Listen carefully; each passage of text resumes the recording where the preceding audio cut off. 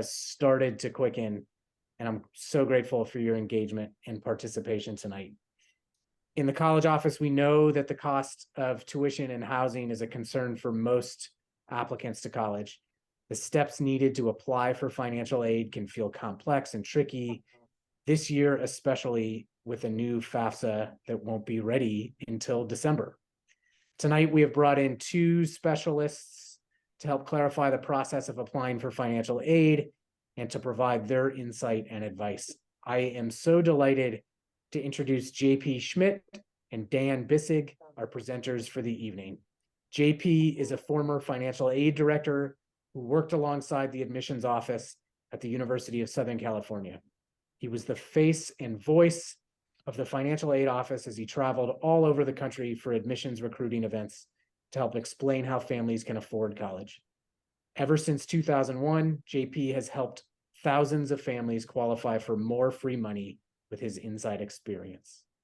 Dan is a financial planner and has helped families all over the US and abroad find the right college at the right price. He's also the author of College Entrance Game Plan, your comprehensive guide to collecting, organizing, and funding college. College Aid Pro, JP and Dan's company, is an online tool that helps families find affordable options for higher education. At Pingree, we're happy to continue partnering with them, and we're excited to be able to bring you their wisdom and experience about financial aid, scholarships, and the changes coming down the road to FAFSA. Welcome, JP and Dan. Thank you for joining us tonight. Yeah, thank you, Nick. It's great to be with you all and to have this opportunity to introduce you to a conversation, a good conversation tonight that we're going to have about financial aid. And tell you what, JP, if you want to go ahead and start off the PowerPoint, that would be awesome. You know, one of the things that's important about this process, ladies and gentlemen, is just the understanding that financial aid and scholarships are out there. You just need to understand how to work through them. And so one of the things that's important to us here at College Aid Pro, and by the way, we're super excited about the partnership we have with you all, is the fact that we're on a mission. We're on a mission to end the student debt crisis by empowering families just like you to shop smarter for college. And JP, why is that such a big deal? Well, I would say let's just take a look at what the US debt clock tells us right now about college debt in America. And you can see live that the student loan debt is exceeding $1.8 trillion. So this is clearly a problem. This is a big problem in our country. It is. And listen, we're going to give you a tool tonight. Again, thanks to your school and them investing in this process with us that is really going to help you out. And so you've already seen kind of the next slide here, which is our pictures. But what we're going to do is we're going to talk a little bit about where do you begin with this whole process? Where does everything start? And in fact, it really all starts with the software, the College Aid Pro software. Now, the nice thing about this is Pingree is working with us, and we actually have a specific website just for you that'll allow you to get into the system. And by using the coupon code Pingree24, you get access to our premium level, which is all of the colleges in our database at no cost. And so I'm super excited that you've got that opportunity. You can see that JP's put that link in the chat for you. And then also the Pingree24 coupon code is what you want to use. But what do you think, JP? Do you want to go ahead and open that up for just a second so folks can see what that landing page looks like? Sure. Give me a second here. Oh, by the way, folks, as we're doing this, feel free to put questions in the Q&A. So you can see on this page, again, because of your terrific school, there is no cost to you. What you would do is you would activate your account by clicking right there on the button. And then what it's going to do is it's going to have you go through and put some information into it. But the opportunity truly is the fact that then you would put the Pingree24 coupon code in there, and that's where you get that access to that for 100%, no cost to you. So love that idea, love the opportunity to work with you all. And, you know, part of what we want to do, maybe some of you already have set up your accounts. We hope that you have your MyCAP accounts. But the idea would be, as we're talking through things tonight, you may get a chance to understand, for example, as JP shares what the platform looks like in a little bit here, what your SAI means and things like that, because we're going to talk about that. We're going to help educate you about that. So let's go ahead and continue here. You know, what is financial aid? JP, if you'd share that for us. You know, when it comes to financial aid, there's really a couple of things that you need to keep in mind. There are need-based grants. That's, of course, all the free money that you hear about. That's the Pell Grants, the Federal Supplemental Educational Opportunity Grants, including then any need-based money that could come from the college or university. There's also merit-based scholarships. And by the way, the biggest bulk of money in that case comes from the colleges themselves, where students, you're going to get the opportunity to apply to those schools and then potentially get a scholarship that's going to renew every single year. So that would be for up to 4 years. That could be based on your academics, your athletics, or your talent. And then last but not least is self-help, which is the loans and work study. And you do have to understand the way that the loans work when it comes to the amounts that are available. But realize this is not free money. So it's a combination that your financial aid package might include need-based grants, merit-based scholarships, and or self-help. All right, go ahead and do the next slide there, JP. So when we talk about need-based financial aid, it all comes down to what I always lovingly call the fundamental formula to financial aid. And I know at face value, this formula probably seems like it's very simple. We start with the cost of attendance, you know, the sticker price, if you will, of the school. And that we're talking about tuition, room and board, all the miscellaneous fees. They even put a little budget in there for fund money. And I do mean a little, but it's the total cost of attendance of any particular school. You're going to fill out financial aid forms, and we'll talk about that a little bit later, but you're going to fill out financial aid forms for all these schools, and they're going to determine what's called a student aid index. And you take that student aid index, the SAI, if you will, subtract it from the cost of attendance, and that tells us how much you need for financial aid. And what we're mostly focused on when we talk about need-based financial aid is grant money. So it's free money, but there's also going to be some loan and work study eligibility built into that too. But what we all care about is that first bucket of money that Dan talked about, the free money. And like I said, I know this seems like it's a very simple formula. In truth, I could do a semester-long college course on this formula, and it'd probably take a second semester to cover it. And that's just because there's so many components built behind each of these steps. For example, the formula for the student aid index, if I were to print it out, it's like 25 pages long. So it's not as simple as we think. And a couple points I want to make to this. You might make a decision when it comes to college and think it's a fairly insignificant decision, but it might have some profound unintended consequences later. For example, I've seen situations where parents thought it's going to be cheaper to have their child live at home and just commute to school. Sometimes it is, but I've also seen it where that was the more expensive choice to make. I've seen families who make $125,000 for the year and they got no financial aid. But then I have a different family who makes $200,000 a year and they qualify for a lot of financial aid. The point I want to drive home is that just, don't assume anything when it comes to financial aid. The more you think you know, you probably don't. And what I always tell every family, everyone should always apply for financial aid. Don't make assumptions just because your friend said, oh, don't bother, or your friend, your neighbors say, oh, it's a waste of time. They don't know your situation. They're not financial aid experts. Chances are they mess something up anyway. The majority of people do. So I always say is, don't listen to friends and neighbors, no matter how good their intentions were. This formula, even though it seems simple, is more complicated than you probably think. So I tell everyone, just apply, just get in the mindset you're going to apply for financial aid. And like I said, we'll talk more about how to do that in a little bit. And so let's just dive into a little bit about that SAI calculation. I've already saw a question come through on this. So just know that in very basic general terms, that SAI is going to be based upon the family's income and assets. So I first want to cover the assets on this page here. When filing a FAFSA, it's going to ask you, what are the value of the assets the day you are filing? And so it's going to ask about like what's in your checking account, your savings account. The things you don't have to report are are in official retirement accounts. So you don't have to report what's in the 401k or a Roth or even permanent life insurance. You don't have to report the balances of that.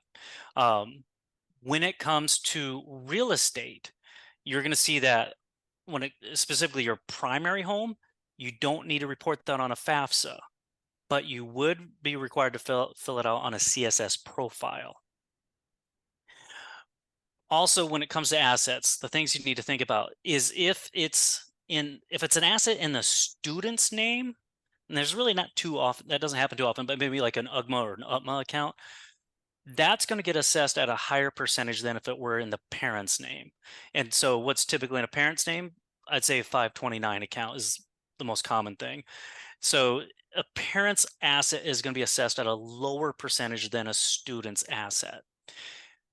But keep in mind with the new FAFSA changes, if there's a 529 or some other type of asset saved for college, but it's not in the parents or student's name, maybe it's in the grandparent's name, or in my family, it's in the uncle's name. I don't have to report that anywhere. I don't have to report that. It's just what's, me as the parent or the child, what do we have as assets? The other thing I just want to say is that we'll talk about some more specific situations a little bit later, but the FAFSA, if you guys have gone through it before and you're like, oh, I know how this works, just know that this new FAFSA, the new rules, your situation might actually be different, and we want to might want to still reapply again, but like I said, we'll talk about that in a second. As far as income, now income is the funny one. So unlike assets where you report it the value the day of that you're filing, the income is based upon what we call the prior tax year.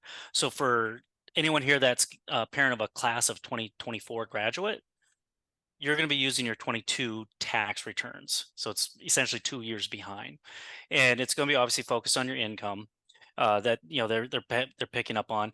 There's going to be situations maybe where you have non-income issues, but the FAFSA is going to more or less just import the data straight from the IRS now.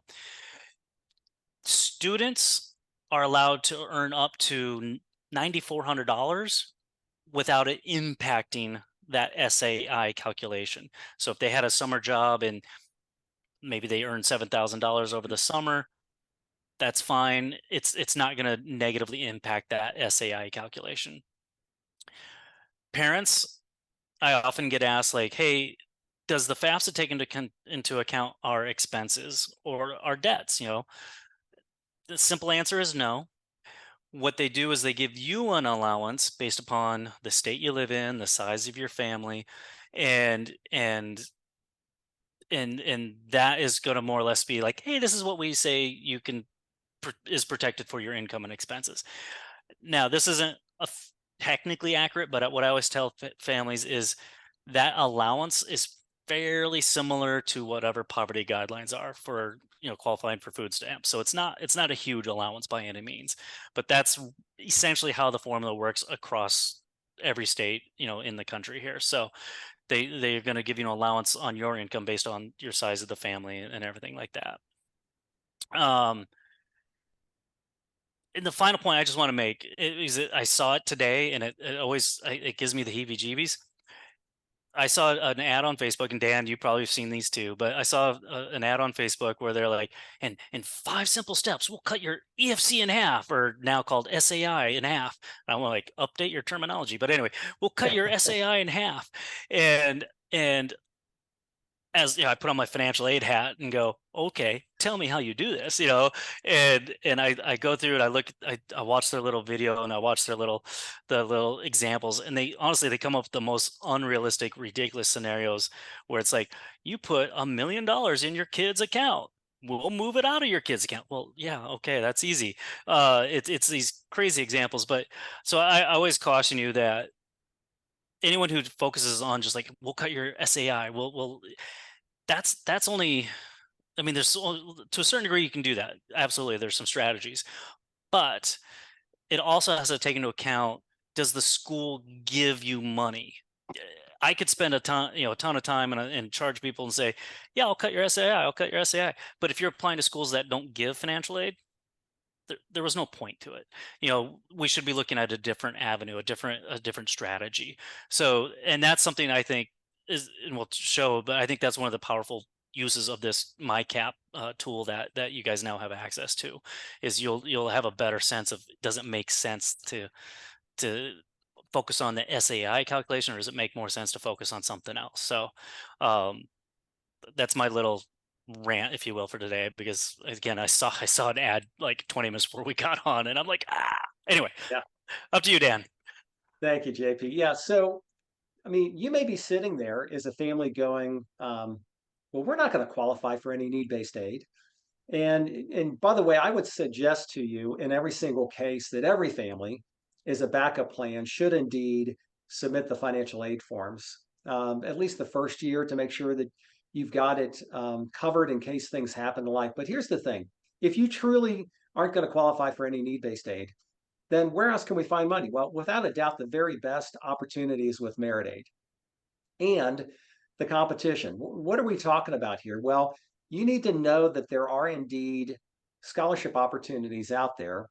And depending upon how you approach this, you may be able to leverage one school against another. Now, just to be very clear, there are definitely some schools that don't give out any Merit Aid. The Ivy League schools, for example, the NESCAC. Those kinds of schools, you're probably not going to get any Merit Aid well, you're not going to get any Merit Aid opportunities there. There's going to be need-based schools, but you do need to know that there are schools out there where they do compete in similar leagues, similar conferences, and it's very possible that you could find a better value proposition. And so that's really what we're trying to suggest here, is that as you're looking for colleges, using the software, open your eyes up, look for other opportunities, and JP is going to show here in a few minutes. There's an advanced search tool that we have in the software that's really dynamite and really could help you to identify those opportunities. In addition to that, maybe you're wanting to have really that close-knit group of people that are high achieving students, just like you are, where you've got the ability then to go to a terrific public institution, public school, and get into their honors program. And by doing that, reduce your overall cost compared to what you might pay at some of the more elite schools. So it's all about the value proposition. It's all about looking for merit-based scholarships. It's all about considering other alternatives versus putting yourself into a huge amount of debt just to get into those kinds of schools. So again, we want you to work through this. When it comes to then, so JP, let's go to the next slide. These merit-based aid options, you need to know that in most cases, it's going to be handed out by the Office of Admissions. Now, ironically, just a couple of days ago, I was on a conference call with an admissions person actually at the University of Kentucky, and I was asking about who hands out the scholarships, and lo and behold, in their particular case, it's the Office of Financial Aid and Scholarships. So they've actually combined those two together. But again, the vast majority of times you're going to see it's the Office of Admissions. Remember this, colleges use merit scholarships to try to entice the student to come to their school. I mean, that's really what they're doing. And some schools are just incredible when it comes to the amount of money that they give out versus others. The thing we love about these merit-based scholarships through the colleges is that they, again, are 4-year scholarships. Now, just to be clear, what that means is that the student has to maintain a certain GPA and likely a full-time status to be able to continue to have those scholarships. But it's the real deal, folks. I mean, that's where the big money is. And again, to qualify for these, it's probably going to be your GPA. Could be, in many, many cases, it's your unweighted GPA, but some schools do use a weighted. In other cases, the college will actually recalculate the GPA. And then for some of the more selective or most competitive scholarships, they still may be looking for test scores. But you need to know that colleges have different ways that they award this money. And so if you understand going in what it's going to take, then you don't have any surprises. And do remember this, there are a lot of great private liberal arts colleges out there that are doing everything they can to attract students to their campuses. And one of the best ways that they do this is through the merit-based scholarships that they give out. So understanding this, what I'd like to do is we're going to have JP go ahead and bring up the MyCAP software now and kind of walk you through it just a little bit so that you understand really the strength that comes with this software. Yeah, thank you, Dan. So when you go log into your MyCap account, you're going to be ultimately filling out like a bunch of information on your profile and college budget and all that stuff, income, assets. We really simplified it compared to even the new FAFSA, students' grades, what they want to study and all that. And it's going to estimate for you what you can project your student aid index to be. And you'll see a couple numbers here. You'll see the federal calculation, and that's going to be the FAFSA, what FAFSA only schools, that's what they're going to estimate or what they're going to use. And then there's going to be some schools that have their own formula because they give out their own money, and that's going to potentially have a range. And in the example I use, I took some numbers from a different family. I put it under my son's fake account, and you'll see a range between like 19,000 to 36,000. And if you're wondering, like, well, why is it a range? Well, in the end, each school, when they're giving out their own money, they have their own formula, and so they might give different allowances for your income or different allowances for your assets. They might assess, I'd say one of the biggest factors is going to be how they assess your home equity. Some schools, private schools, might say, we don't really do it, or maybe we do it in a relation to how much income you have. And some schools will say, hey, it's all up for grabs. So it really does have a range. What's nice is when you actually plug in some schools, the system is going to do all of that for you and say, now specifically for this school, this is what you should be able to expect to be financial aid, or what you can expect to be your cost. So you don't have to guess, like, is this a $19,000 school or a $36,000 school? The systems will do that for you. We're just showing you what that range could be. So anyway, I would advise you, because you have the paid subscription, is you can do an advanced search for a school. And I'm just going to show that one real quick. So, you can choose whatever filter is important to you. So right now I'm just going to say, hey, we want to stay, stay in our home state. And so you could choose Massachusetts, and, we want to do a 4-year school. And in my particular made up profile here for my son, I said that was going to be, what did I say? I think I said civil engineering. And so I want to, obviously pick a school that offers the major. I had to have a conversation. I mentioned that because I had a conversation earlier today with a student who's like, I want to study business. And my dream school is to go to UCLA. And I had to break the news to him that UCLA doesn't offer business as a major. So I gave him as a consolation, I said they do have a phenomenal grad program though, but he was quite sad to find out that they didn't have it. But anyway, I'm going to use these couple filters, search for the schools, and it's going to search, and it's going to tell me, like, hey, what schools are, like, affordability wise, based on the information I gave, what's a good fit, what's a not good fit, et cetera, et cetera. But let's say maybe, MIT is a consideration. Let's say Amherst is a consideration, maybe even Tufts. Okay, and you can pick whatever schools you want, go ahead and add them. And what it's telling me right here is, like, at MIT, look at the price tag, $84,000, almost $85,000. My net cost for the year though is going to be less than $20,000. Tufts, price tag almost $90,000. My net cost would be about $36,000 for the year. University of Massachusetts Amherst, sticker price, far less sticker price, but my net cost is basically the full net cost. It's going to be more expensive than MIT. And so what's, I think, really nice about this tool is you might have potentially said, we're not even going to apply to such and such school because the sticker price is way too high. But when you plug in this information, you'll be like, wait a minute, don't care what the sticker price is. Look at what our net cost is. MIT, and it might be actually my best choice. So that's where the beauty, I think, of this tool can really be. And without going into too much detail, but like if you click on the more info about a school, you can get some basic admissions information about the incoming freshman class, what typical scholarships are available, and if our system thinks you are potentially a match for a scholarship at that school, it'll be selected here. And again, it's going to be based on your GPA, your class rank, things like that. So utilize this tool. It's a great, I think, a powerful search engine for you.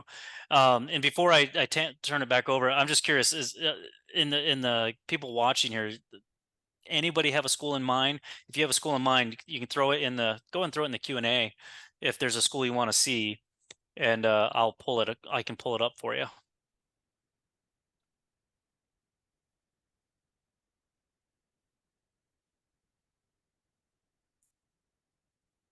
How about Amherst? All right. Oh, this one? Is that the one that? Yeah, I got Amherst right here. Okay. Syracuse. Okay, Syracuse. Yeah, that's a good one. All right, so that one I'm just going to do search by name. Mm-hmm. Let's go ahead and add it. Then let's go back to the dashboard. So Syracuse price tag is right up there with MIT and Tufts. And it's technically going to be the most expensive school based upon, again, the made up information I used. But again, this is where you'll be able to get more information about that school and find out and compare it to the other schools that, does this fit my budget? So you, again, utilize this tool. I think it's a phenomenal resource for you. And Pingree was so gracious that they purchased the the upgraded premium software for you. So utilize all the search engines available to you. All right, let's come back here.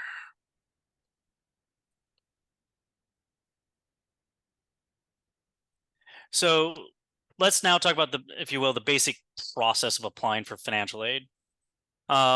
Things I want you to remember, and I kind of talked about it a little bit in the previous slides, is remember, no two schools are alike. No two schools are the same cost of attendance. No two schools necessarily evaluate your SAI the same. No two schools have the same amount of financial aid to give.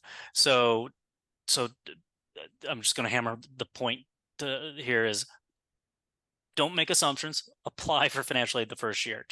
It's the smartest thing you can do. Just assume every school in this country is going to require you to do a CSS. Every school is going to ask you to do a FAFSA. It's the federal application. It's going to be used to determine federal financial aid. Now, there are roughly, I think it's now around 250 schools that might ask for what's called a CSS profile. And I'll talk about it a little bit later, but just think of it as it just goes into a little bit more detail. But it's does not replace the FAFSA. You're going to do it in addition to the FAFSA. And the probably most important thing to remember is the deadlines are critical. There's a little adage, actually two adages, words of wisdom that my parents told me growing up. Tell me if you've heard this before. First one is, money doesn't grow on trees. Second one is, the early bird gets the worm. So don't wait for the deadlines. Apply early. And so the FAFSA, the application will turn on sometime in December. Admittedly, we don't know when. December 1st, December 31st, they haven't told us. But you want to apply early. Don't wait to deadlines if at all possible, because far too often every year I'll get the frantic call or email from a family who was waiting to the night of the deadline, and they go to log in and it turns out the website has crashed. That's common. So try to get the application submitted as early as possible. And I guess also remember, once you've applied to a school, the student pretty much at every school is going to be given a student portal or an applicant portal that will eventually become maybe a student portal. And that's oftentimes where the school communicates to you as a family. They might not send a letter anymore. They might not send an email. They might just say, it's on you to check the applicant portal and see, do we need any additional forms or what is required of you. So always be checking those portals as well.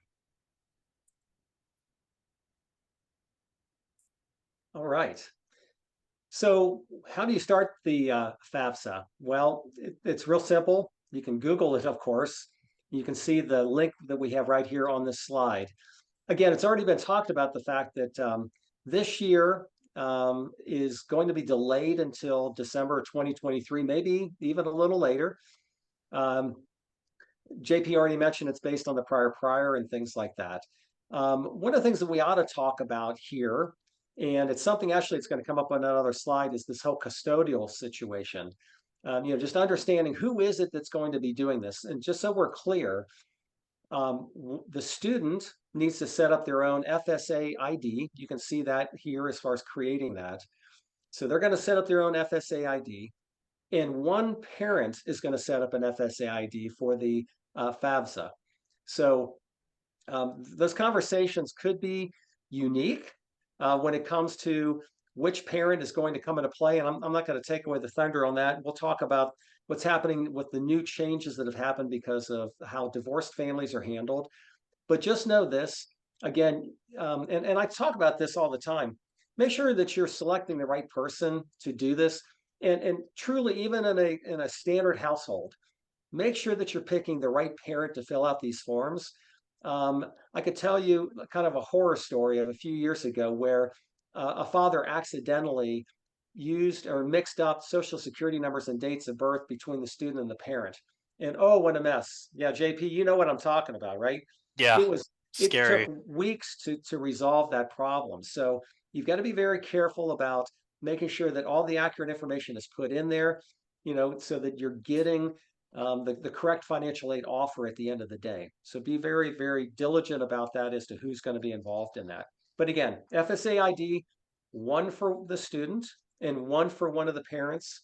In a married household, in a divorce situation, we'll talk about that in just a few minutes. Okay. I'm just going to slide across real quick. This is what the FSA ID page looks like.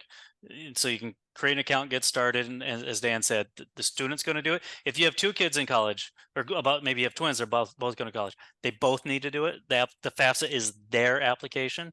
And don't do your best to not lose that FSA ID, because you'll use it each year to reapply for financial aid.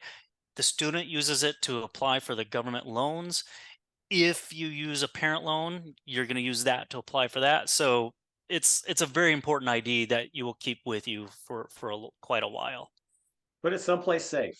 Yes.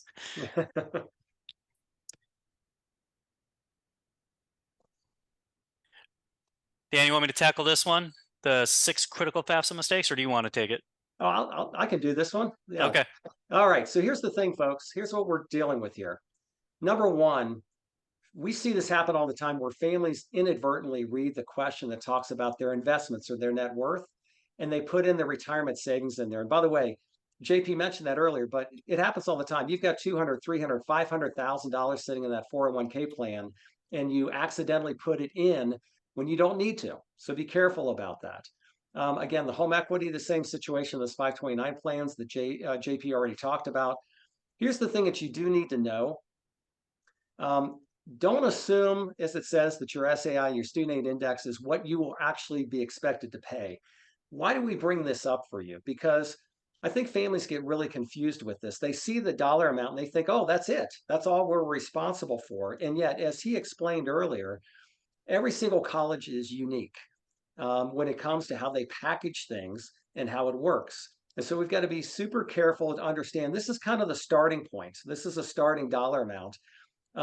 Some colleges will package more in loans in that financial aid offer versus others that might give you more merit aid or scholarships and things like that. So be careful. And as we've already pounded to you, hopefully, don't miss those deadlines. You don't want to miss those because it's such a big deal. And we realize, again, this is going to be a unique year because of the FAFSA being delayed until December when it comes to those financial aid offers from the schools that are FAFSA only schools.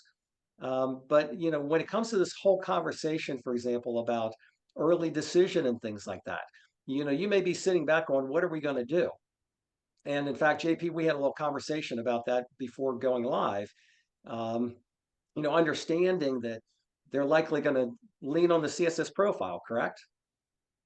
Correct. If you're applying to an ED school or ED application deadline, if they also use the CSS profile, as I just messaged someone right now, is double check to see what that deadline is, because they very well might have an earlier deadline than the FAFSA deadline, and they're going to do their best to give you at least a projected financial aid award letter based upon the CSS profile information you provide them. So this is where you really do have to check school by school what is their requirements. So we want to talk about and spend some really serious time on what we see as far as the pros and cons of the new changes that are going on with the FAFSA moving forward. I mean, there's some definitely good things that came out of this. Number one, for Pell Grant eligible families, there's going to be the ease of qualifying for those Pell Grants and the federal supplemental educational opportunity grants.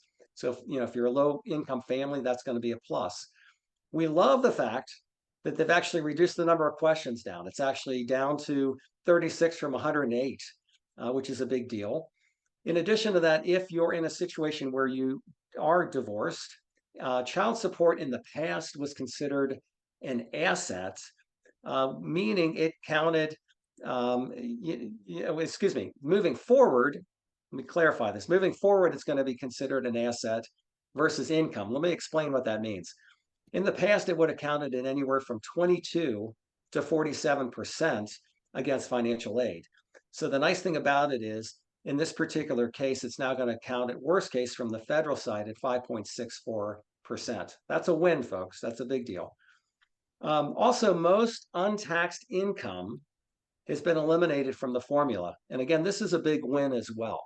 That's things like workers' comp, veterans benefits, the contributions that you're making to your 401k or 403b. In other words, all those pre-tax dollars used to get added back to your income, but now moving forward, they do not.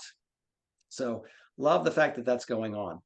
And then also, that's gift money. What we're talking about there is monies that were gifted to the students or to the parents on behalf of paying for college, or for that matter, we mentioned a little bit a minute ago about the 529 plans and things like that. So just some huge advantages and changes that have happened that are positive. Now, unfortunately, we also have some cons. And so the number one con that we have to all understand is that they've eliminated the multi-student discount. What does that mean? That means that if your student is going to college and you already have another child in college, in the past, what would happen is they would take your student aid index and they would actually divide it in about half. So it would be about half for each child. So let's just say that your student aid index was $30,000. It would be $15,000 approximately per child. That's no longer the case. Unfortunately, now moving forward, we're in a situation where it's $30,000 per child. The one exception to that is what JP is going to talk about in a few minutes here, is that sometimes the CSS profile colleges might still offer a discount. And then also notice this, that when it comes to parents that provide the most financial support, what we're talking about here is a divorce situation. In the past, in a divorce situation, if mom and dad are divorced, then it was based on the family with whom the student lived with at least 51% of the time. Moving forward, it's actually based on the parent who provides the most financial support to that child. And so I saw a question that just came in that was asking about this. It's really one of those touchy situations. Hopefully you've got a pretty good relationship with an ex-spouse and can talk about this situation, where you can then work through the particulars about which family is going to provide the most, if it's a 50-50 joint custody arrangement. And the reason we bring this up is this: while child support is something that is paid by one parent to the other, and maybe even alimony for that matter. That other parent is also providing, a roof over the child's, the food, the clothing, the transportation, all these other expenses that come into play. And so, again, it's going to be an important conversation that you have to figure out which parent is going to be the custodial parent moving forward for the FAFSA. And then finally, small business owners. In the past, small businesses were not even taken into consideration if you had less than 100 employees. Unfortunately, moving forward, every business needs to put a value down. Now, granted, if you own a service industry where there's nothing that exists after you were to go out of business, then of course that value might be just the value that's in your business account. But in other cases, think about farmers, who have all this land and things like that, not to mention other, cattle and so forth. That does have to come up with an evaluation. What we are not suggesting is you don't have to run out and go do like a business valuation with a company and spend all kinds of money to do it. But we do want you to at least understand that moving forward, you're going to have to come up with some kind of a value based on that small business. JP, anything else you want to share there? I think you pretty much covered everything. Yeah, I mean, as you said, there's certainly some pros, some good stuff that came through it, but I think the biggest con, the one that I think is just really disheartening, is the no longer getting a discount when you have. It's not even a discount, but no longer getting that EFC or SAI split between multiple kids when you have more than one going to school at the same time. That one is a tough one to swallow, but yeah, I think you got it all there. Okay, let's talk about the the CSS profile. So the CSS profile is what I like to jokingly call a FAFSA on steroids. You might have heard other parents maybe who have kids going through college, and they might complain about the FAFSA, but really it's the CSS profile application that can be a beast. I forget who says it. Dan, you'll know the name, but the saying is more or less along the lines of, fill out a FAFSA, you take enjoy a nice glass of wine to do so. Filling out a CSS profile, you're finishing that bottle, because it is much much more difficult. For example, let's just talk about the custodial parent issue. In the case of a divorced family, Dan explained how the FAFSA will more or less define the custodial parent, and you pretty much will use that parent and maybe the new spouse, if there is a new spouse, you'll use that on the FAFSA. The CSS profile, when they find out that parents are divorced, they just be prepared. They're going to be asking about the non-custodial parent as well. And if that non-custodial parent is remarried, they're going to ask for that information. So in all reality, you might have 4 sets of parents, or 4 parents contributing to that SAI calculation on a CSS profile. And the other big difference on a CSS profile is that it is going to look at your home equity as an asset. Again, how the schools are going to evaluate it, that depends on the schools, but it is going to ask for the home equity on a CSS profile, and that's another difference between that and the FAFSA. But again, not every school requires a CSS profile. It's roughly around 250 schools now. If you're wondering, like, how do I know if this school requires it or not? Honestly, when you go to the financial aid office website of any of the schools, they will make it very blatantly obvious. It'll probably say, step 1, fill out a FAFSA. Step 2, fill out a CSS profile. Here's our school code and all that stuff. So just know that the CSS profiles, this is the intense one. This is the one that takes a lot more of your time. As far as common mistakes I see with the CSS profile, I highlighted the 2 I wanted to probably talk about. Number 1, the joke I like to say is, pretend you got pulled over, you're in your car and you got pulled over by a police officer, and the police officer, the typical scenario, knocks on your window, says, "Do you know why I pulled you over?" And you're like, no. And he goes, "Well, I was gonna tell you. You say no, I have no idea, and you're like, is it because I stole this car and I robbed a bank and I was speeding all through town?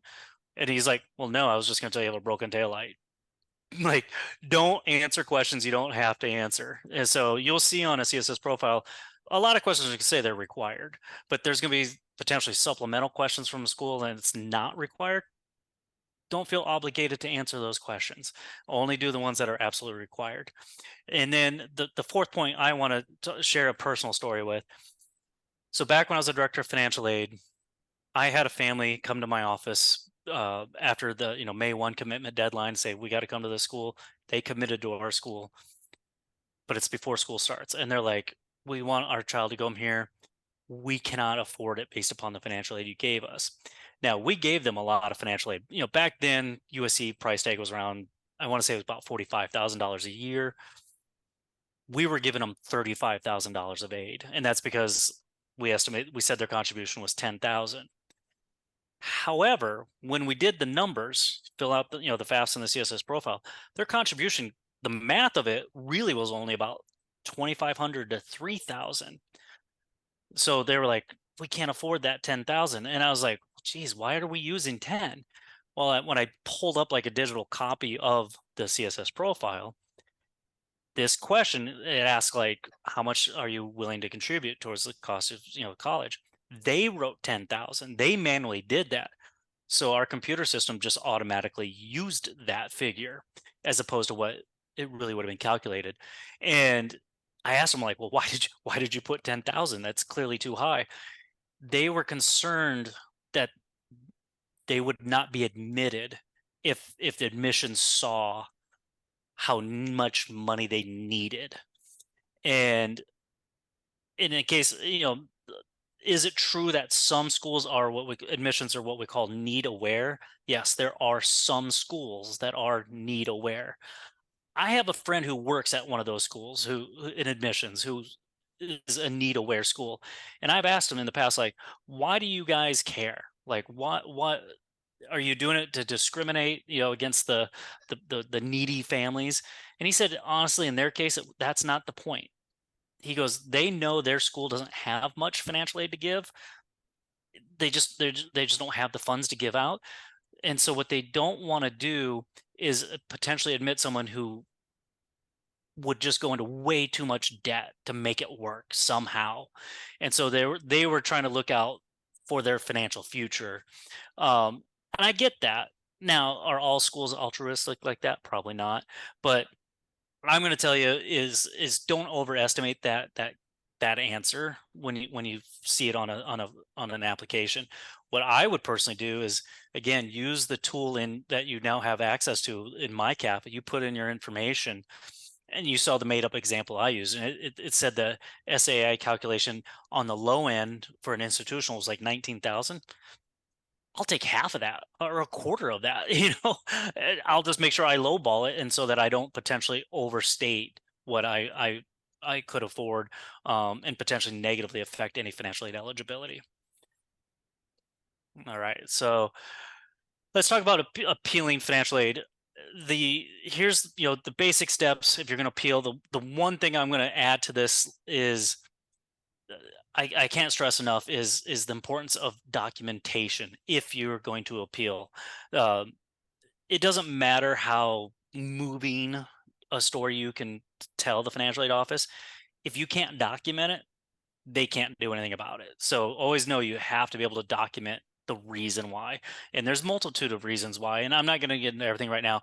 The main thing I just want you to take away from this is know that when you get a financial aid offer, that first award letter saying, here, you fill out your FAFSA and anything else, here's your financial aid award eligibility.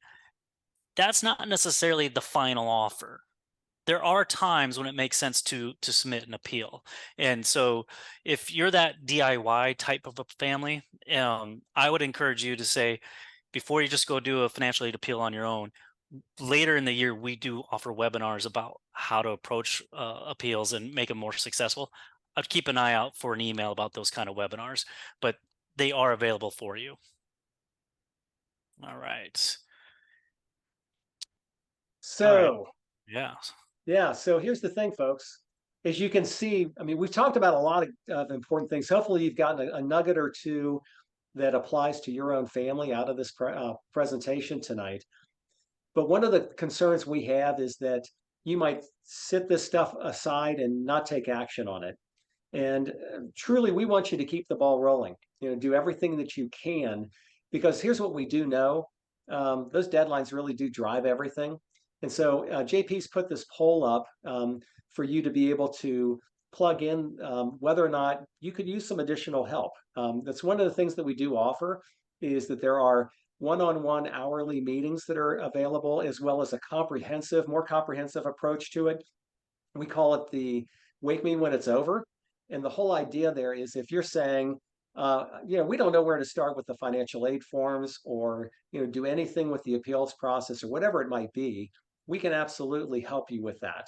And so tomorrow you will actually be receiving a follow-up email from tonight, where you've got the ability to see what those options will be. And also, one of the things that JP is going to put into the chat is a link where you could schedule a meeting where you've got the ability to talk to us a little bit more about your circumstances. We know that this can be a complex situation. We know that it can be very daunting for any family. And so we want you to know that we're here for you to help you as we're going through this. Let's go ahead. If you guys have some questions, feel free to go ahead and you can put some questions into the Q&A for us. There's been a couple have already been asked that JP, we probably ought to take a look at. And we'll keep the poll open for a little bit more here for anybody else who would like to complete that for us. But what kinds of questions have come up? So I want to tackle this one live, because this more than one parent might have this, but essentially the question is, hey, I already have as a parent an FSA ID because I had a prior child that's in college now. Do I need to create a second FSA ID for that second child? As the parent, no, you can have one FSA ID and use it on multiple FAFSAs, one for each of your different children. Your FSA ID is for you. Obviously, each individual child needs their own FSA ID. Okay. And then, is there anything else? Is there a limit to merit aid?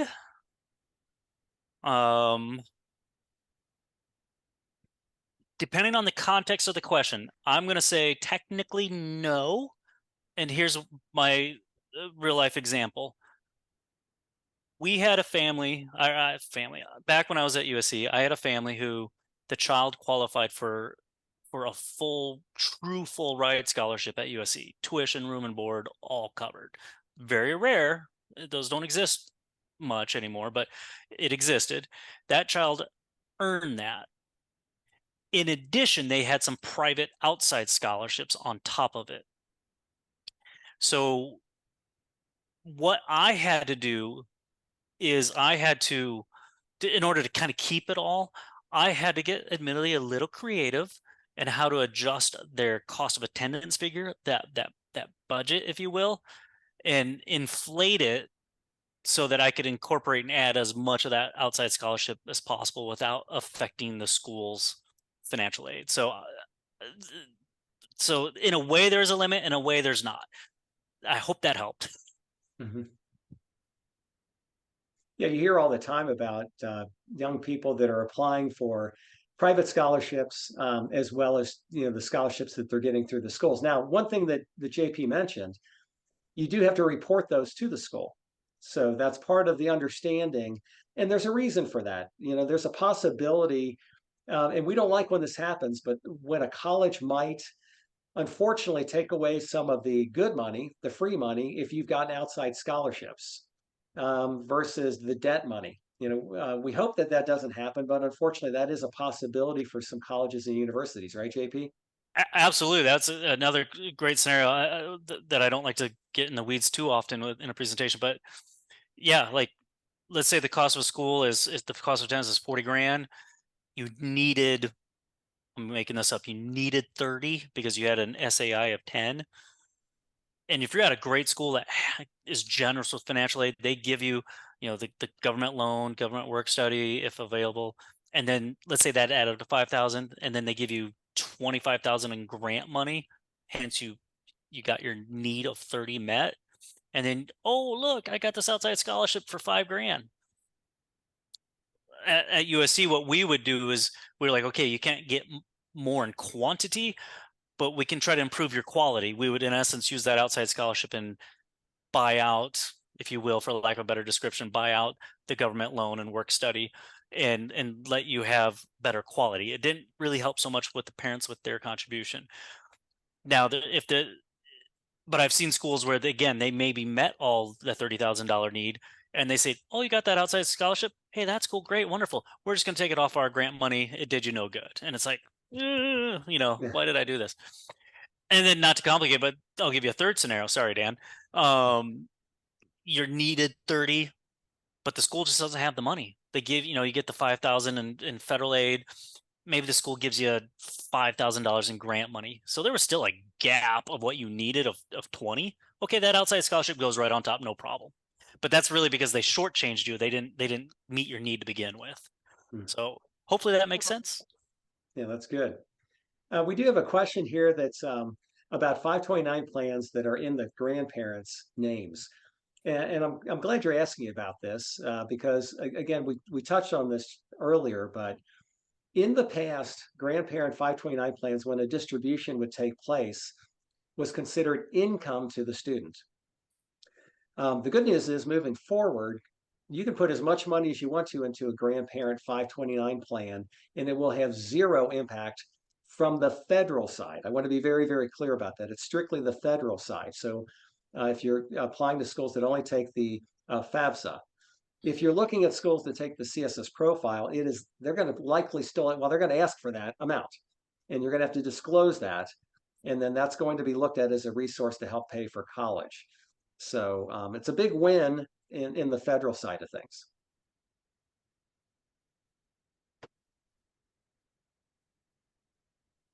Say, any other questions, concerns, thoughts? Nick, how'd we do? You did great.